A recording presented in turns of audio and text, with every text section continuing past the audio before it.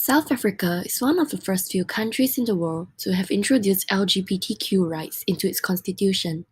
In May 1996, it was also the first among nations to outlaw discrimination based on sexual orientation, gender, race, and other grounds by introducing the Equality Clause. By the inclusion of this clause, the human rights of persons who identify themselves as LGBTQ can, on paper at least, be considered as protected. Same-sex marriage was subsequently legalized in South Africa in November 2006 when the Civil Union Act came into force, making South Africa the fifth nation in the world to legalize same-sex marriage. Does that mean all types of love win? South Africa may superficially boast equal rights, but how equal is equal rights?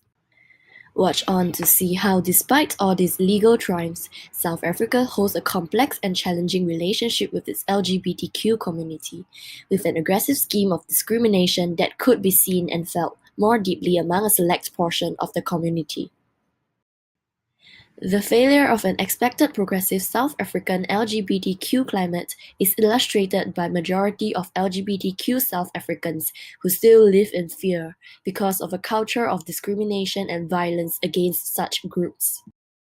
We examine how South Africa's complicated history, political agendas, and societal facets, among other factors, lead to these discrepancies between the legislation and the reality that South African LGBTQs face in their daily lives, where the perspectives presented discrimination and an overall white male patriarchy.